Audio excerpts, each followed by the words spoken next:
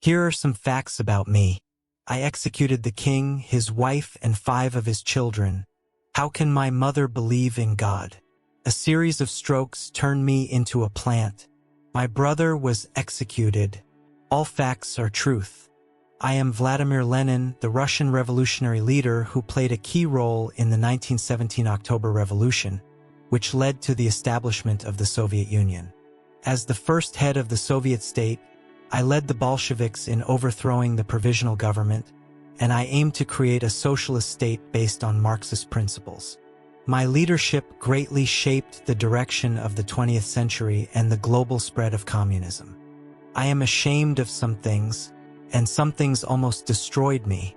However, it is an integral part of my life.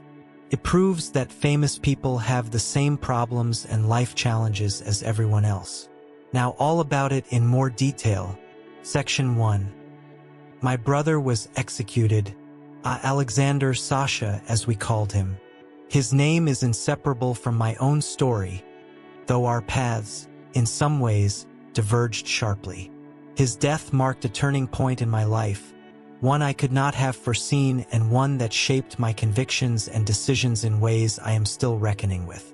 Sasha was brilliant, deeply intellectual, and principled. As the eldest son, he bore much of the weight of expectation in our family, particularly after the death of our father. He excelled academically, especially in the natural sciences, and it seemed at first that he was destined for a respectable, scholarly life. But behind his reserved demeanor was a fire, one fueled by the injustices of the society we lived in and by a growing awareness of the brutality of the autocratic system under which Russia suffered. He was drawn into the revolutionary circles at university, influenced by the writings of men like Nikolai Chernyshevsky and the populists who believed in radical action as a means to overthrow tyranny. By the time he joined the Narodnaya Volya, the people's will, he was fully committed to the cause of dismantling the monarchy. That commitment ultimately led him to the plot to assassinate Tsar Alexander III in 1887. When the authorities discovered the plot, Sasha and his comrades were arrested.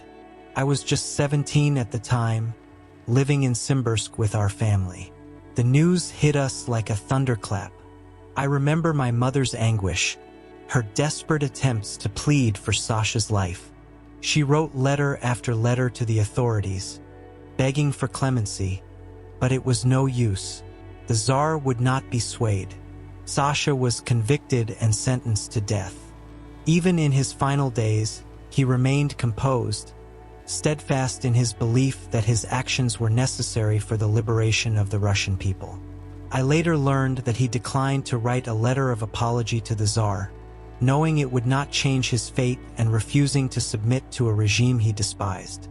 On May 8, 1887, he was hanged.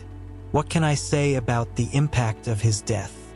It devastated our family, especially my mother, whose health and spirit were broken. For me, it was a profound and defining moment. I admired Sasha's courage, his willingness to act in the face of injustice, but I also saw the futility of his sacrifice. His death did not bring about the change he sought. It only tightened the grip of repression. And yet, his example planted a seed in me, a determination to continue the fight, though I would take a different path. I did not embrace the populist methods of Narodnaya Volya. I saw their tactics as ultimately ineffective, their focus on assassinations as short-sighted. Instead, I turned to Marxism, which I saw as offering a more comprehensive framework for understanding and dismantling the structures of oppression. I believed in the power of the proletariat, in the need for mass movements rather than individual acts of terror. Some have suggested that my radicalization was more about personal grief and vengeance than ideological conviction. Perhaps there is some truth to that. Losing Sasha filled me with anger, not just at the Tsarist regime but at the entire system that allowed such injustices to persist. But to reduce my commitment to revolutionary ideals to mere personal vendetta is an oversimplification. Sasha's death was a catalyst, yes, but it was not the sole reason for my beliefs. The inequities of our society, the grinding poverty, the exploitation of the working class. These were the forces that drove me.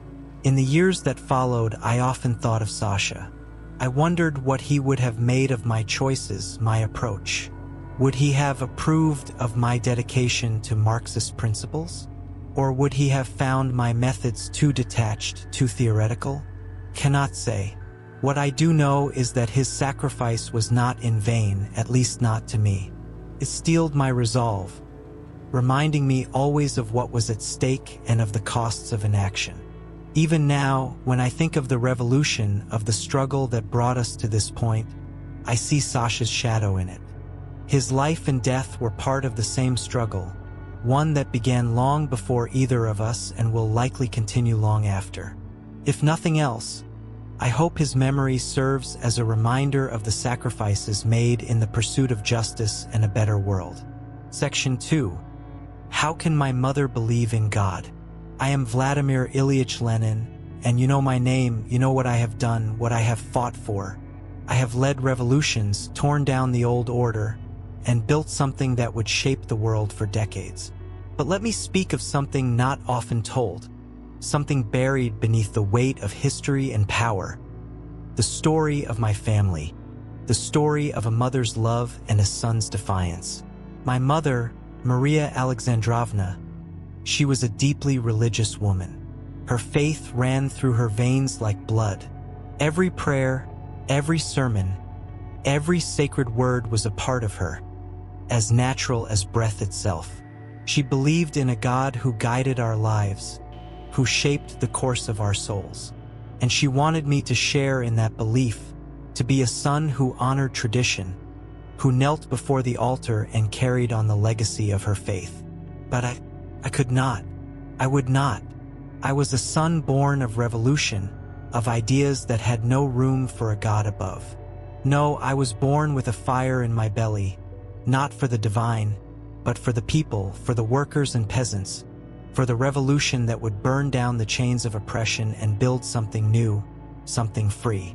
A fire that rejected the old, that cast aside the comforting illusions of religion as mere chains for the mind. And so there began the divide. I remember the words she would speak, her voice quivering with worry, with disbelief. Vladimir, why must you turn away from God? Why must you fight against all that is holy, all that is good? She did not understand me, could not. To her, my atheism was an insult, an offense, a rejection of all that was sacred. To me, her faith was the opium of the masses, a comfort for the weak, a tool of the tyrants to keep the people docile. How could she not see the truth? How could she remain blind to the chains that bound us all, the lies that we accepted as reality? But I was her son, and a mother's love. A mother's love is a difficult thing to break. And yet I broke it. I broke her heart. I abandoned the hope she had for me. I turned my back on the world she knew, on the world she had tried so desperately to give me. And there, in those silent nights, I could feel her disappointment like a shadow at my back. She never said it, not in so many words, but I saw it in her eyes, in the lines of worry on her face. She feared for my soul, feared what I was becoming, who I was becoming. A man who would give his life to an idea, who would sacrifice family, tradition, everything, in the name of a cause greater than himself. I remember the letters. Oh, how she wrote to me, pleading for my return, for me to set aside my radicalism, to abandon my dangerous thoughts, and to be the son she had hoped for. She never understood. She could never understand the urgency, the fire that drove me. What was it to me, then, to see the woman who gave me life, whose heart beat in the same rhythm as my own, weep for the man I had become? In truth, I could not find it in me to forgive her either. For as much as I loved her, there was a deeper loyalty that bound me, the cause. She stood for the old world, the world of weakness and submission, of faith without question. I could not stand with her in that. I could not be a part of that. And so the divide grew wider. The hardest part, perhaps, was not the revolution or the battles or the bloodshed. It was knowing that, in her final days, she never truly understood why I fought. She never knew the depth of my conviction, the reason I had chosen this path. Yet, perhaps there was one thing I could give her, one small comfort in all the conflict that lay between us. I gave her my success. I gave her the revolution that she had hoped for in her own way. And though she never saw it the way I saw it, perhaps in some distant part of her heart, she could take pride in what I had done. But the guilt, it lingers. The guilt of being a son who could not be what she wanted me to be. A son who was willing to tear down the world she loved in order to build one of his own design. A pause. The voice grows quiet, reflective, as if lost in a moment of deep personal thought. Yes, I may have led revolutions and destroyed empires, but there was no victory in this personal war.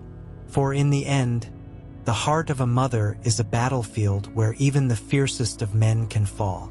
The voice grows firmer, resolute again. So I moved forward, with my mother's love as both a burden and a memory, and I never looked back. But perhaps there was no greater revolution than the one within my own heart. Section 3. A series of strokes turned me into a plant. Vladimir Ilyich Lenin, once the firebrand, the revolutionary, now I sit here, broken by the very body that once burned with fire, with passion, with vision. Once I led masses, I spoke words that rallied millions, and now I am a shadow of that man, a husk, a leader in name alone. For what is a leader without the strength to rise, to move, to act? The revolution, the cause, I gave my life for them, and in return, they have returned to me a body ravaged, a mind that no longer serves me as it once did.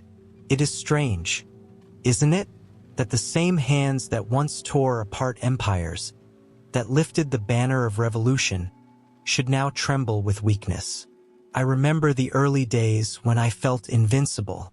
I stood tall against Tsarism, against imperialism, against the old world that had stifled the life of the people. I fought and I won. But now I am fighting a battle against my own body, a battle I did not choose, a battle I cannot win.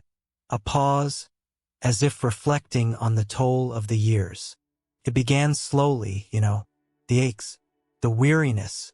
They came like silent thieves in the night, taking more from me than I cared to admit. But I was strong, wasn't I? I told myself it was nothing. I pushed on.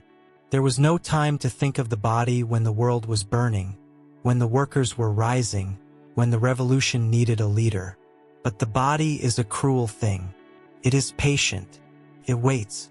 And then it strikes. The first stroke. The first blow, a quiet thunder. My right side weakened. My arm, my leg no longer obeyed my commands.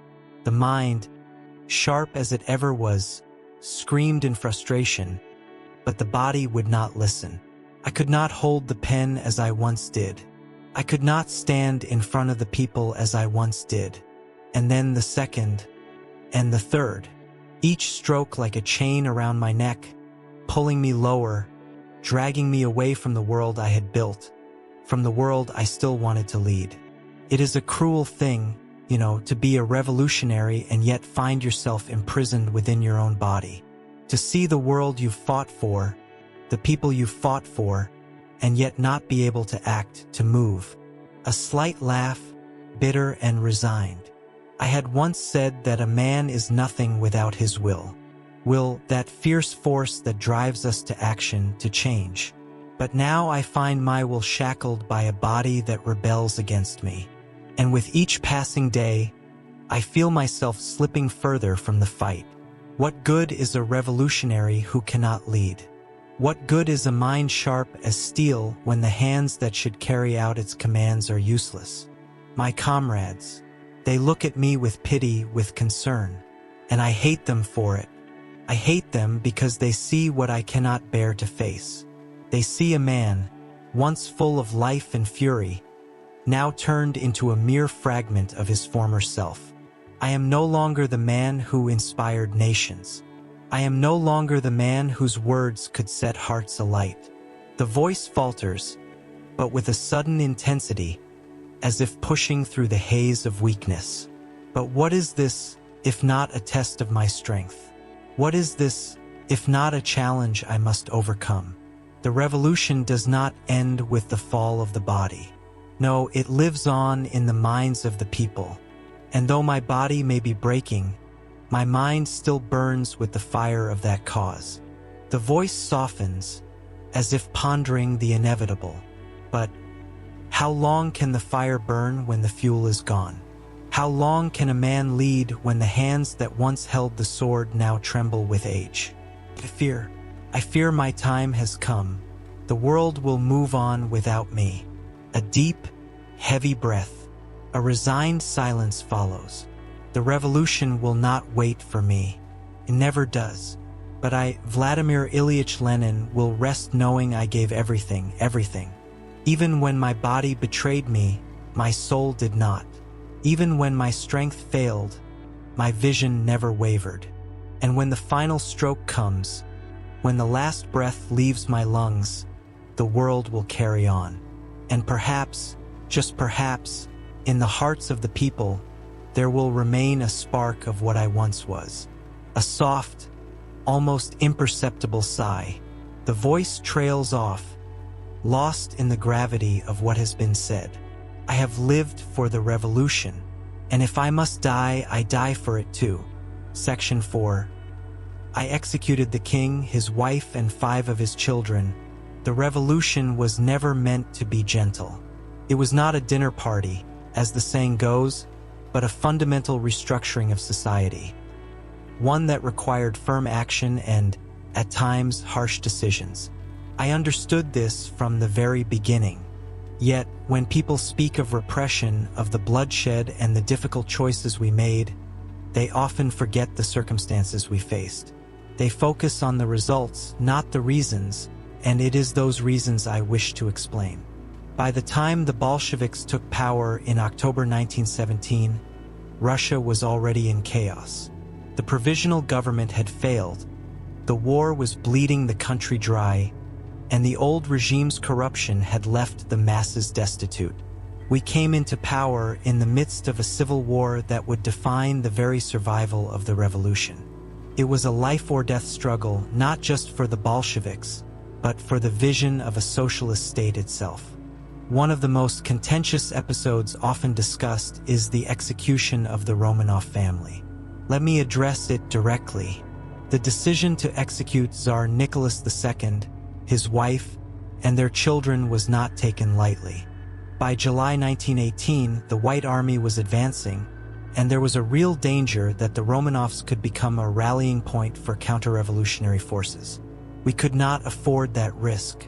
The execution in Ekaterinburg was grim, but we believed it was necessary to eliminate any chance of their symbolic return to power. I did not personally order it, communication lines were chaotic, but I understood why it was done. Do I regret the deaths of innocent children? It is not a question of regret, but of necessity. History does not forgive hesitation in moments like these. Repression was not limited to the monarchy.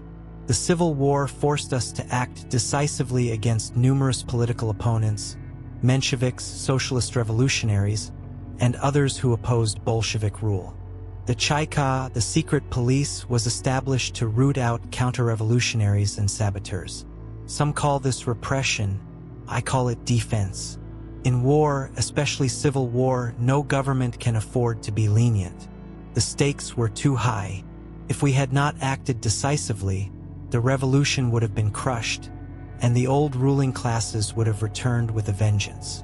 There were also peasant uprisings, such as the Tambov Rebellion, and strikes like those in Kronstadt. These events are often cited as evidence of our failure to represent the working class and the peasantry. What critics fail to acknowledge is that these uprisings often align themselves with forces intent on undoing the revolution altogether. In Kronstadt, for example, the sailors demanded Soviets without Bolsheviks, a slogan that would have dismantled the very foundation of the state we were building. The suppression of the Kronstadt rebellion was tragic but necessary. Allowing it to succeed would have fractured the revolution at its most vulnerable point. The Red Terror is another source of condemnation. People speak of the executions, the arrests, and the fear it instilled. Yes, it was brutal, but again, consider the context. We were surrounded by enemies, both internal and external. The whites, with the support of foreign powers, sought to destroy us. Counter-revolutionaries and spies infiltrated our ranks. Without the Red Terror, we could not have secured the gains of the October Revolution. It was not a choice between terror and peace. It was a choice between terror and defeat. I have been criticized for these actions, and I understand why. To many, they seem harsh, dictatorial even. But the revolution was not a philosophical exercise. It was a battle for survival. If we had failed, the bloodshed would not have ended, it would have multiplied. The white forces and their allies would have crushed the workers and peasants who dared to dream of a new society. The landlords, the capitalists, and the foreign powers would have divided Russia and plunged it into further misery. Do I bear responsibility for these decisions? Of course. I was the leader of the Bolsheviks, the head of the Soviet state, and I made choices that I believed were in the best interest of the revolution. But I reject the notion that these actions were taken out of cruelty or a lust for power. They were taken out of necessity. The revolution was not a tidy process. It was violent because the forces it opposed were entrenched, violent, and unyielding. Some argue that this repression laid the groundwork for what came later: the purges, the gulags, the totalitarianism of Stalin's rule. That may be true to an extent, but to judge my actions by what followed is to conflate two very different periods. My focus was always on securing the revolution, on ensuring that socialism could survive in a hostile world. I did not envision the excesses of the future, nor would I have condoned them. To those who question the morality of our methods, I ask, what would you have done? Would you have allowed the revolution to be destroyed out of a commitment to gentler principles? Would you have surrendered the dream of a worker state because the means to achieve it were imperfect? These are not rhetorical questions. They are the questions I grappled with every day of my leadership. Repression was not the heart of the revolution. It was its shield. Without it, there would have been no land reform, no workers' rights, no foundation for a socialist future. The path we chose was not easy, nor was it clean, but it was the only path we could take under the circumstances. Let history judge me if it must, but let it judge me fairly, with an understanding of the challenges we faced and the stakes involved.